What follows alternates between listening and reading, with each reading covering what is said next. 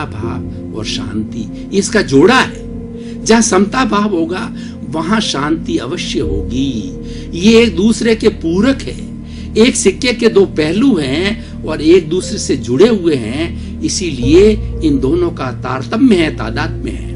अब हम दोनों का जो है अलग अलग से डेफिनेशन करेंगे, इन दोनों का जो हम विश्लेषण करेंगे, इसको गहराई में जाकर के समझेंगे कि समता भाव किसे कहते हैं।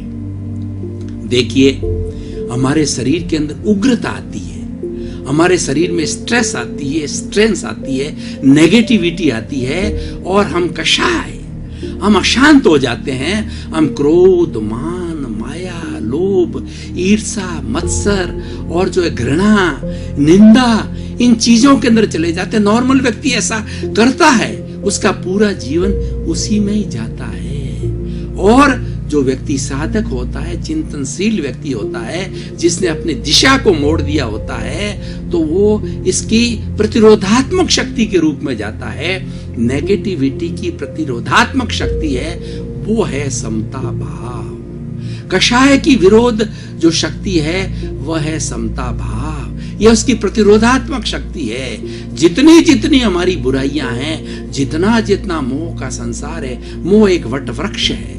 और जिस तरीके से वट वृक्ष के अंदर कई टहनियां होती है और कई पत्ते होते हैं, वो सब उस मोह के वट वृक्ष के पत्ते जो है बुराइयों से भरे रहते हैं। और दूसरी तरह का हम वट वृक्ष देखें जो समता भाव है, उसके अंदर इतनी ज्यादा टहनी है कहिए या इतने ज्यादा पत्ता नहीं होता है, लेकिन अगर उसको एक जड़ के रूप में भी माने तो वो अपने आप में सबको समाहित करता है। समता भाव का अर्थ होता है समभाव रहना, मध्यस्थ रहना, प्रतिकूलता में, अनुकूलता में, लाभ में, हानि में, प्रतिष्ठा में, निंदा में, दुख में, दर्द में, सुख में और ठंडे में, गर्म में, दोनों के अंदर सम रहना।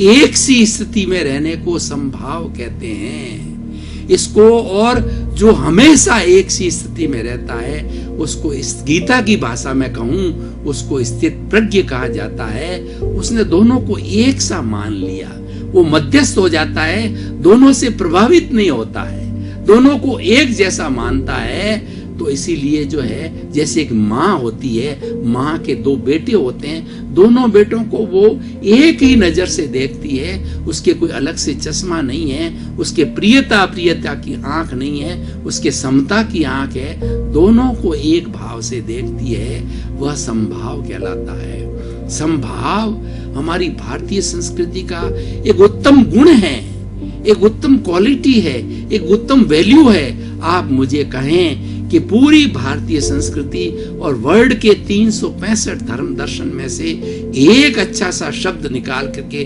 दीजिए जिसको कि मैं जीवन में धारण कर लूं और मेरा जीवन सफल हो जावे, तो भाई और बहनों, दर्शकगण, श्रोतागण, मैं कुल गारंटी के साथ कहता हूं कि वह शब्द है समता भाव। यानी आप हर परिस्थिति में एक से रहिए। हम कष्ट में क्यों आते हैं, हम दुख में सुख में क्यों जाते हैं? क्योंकि समता भाव में नहीं रहते।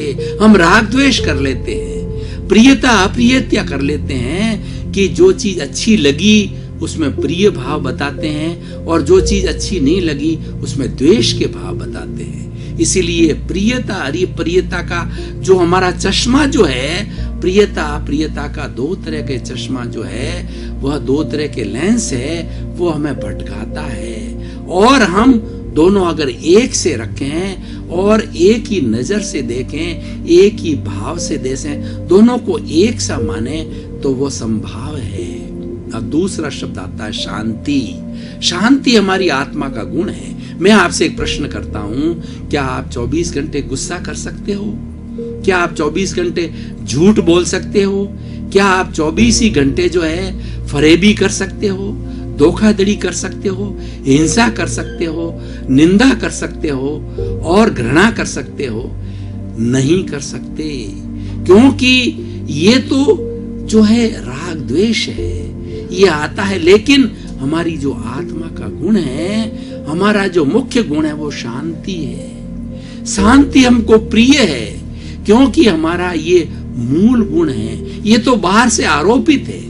ये जो राग द्वेष है, अक्षमता भाव है, ये बाहर से आरोपी है, ये अशुद्धि है, ये कर्म रज है, ये बुराई है, ये गंदगी है। जब हटा दिया जाता है, सोना है, अगर मान लो वह सोने के ऊपर मिट्टी पड़ी हुई है, उस मिट्टी को आप हटा दो।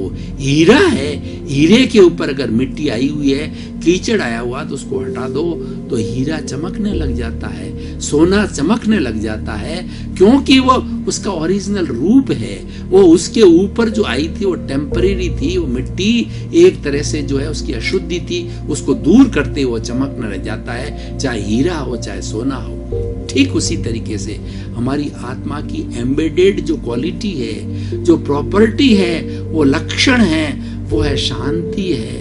वह जो लक्षण है वो हमारा जो है वह सुख है, अनंत सुख की बात है, हमारा ज्ञान है, दर्शन है, शक्ति है। ये हमारी आत्मा के निज गुण है। बहुत अगर सही शब्द में यूज करूं तो ये निज गुण है। शांति हमारी आत्मा का निज गुण है, इसीलिए हमको प्रिय लगता है। जब जब हम अशांति में जाते हैं तब तब हमको कष्ट होता है, हमको दुख होता है, और जब हम शांति की अवस्था में आते हैं हमको सुख की महसूस होती है, और ऐसा लगता है कि मैं मेरे स्वभाव में आ गया। पहले पर स्वभाव में था, फिर स्व स्वभाव के अंदर आ जाता है। तो शांति हमारा निज गुण है। अब देखिए, उधर संभाव भी निज गुण है और उसका शांति भी निज गुण है। जो संभाव जो है कारण है और शांति कार्य है। हमारी भारतीय संस्कृति के अंदर कार्य कारण पद्धति है, यानी बिना कोई कारण के कोई भी कार्य नहीं होता है।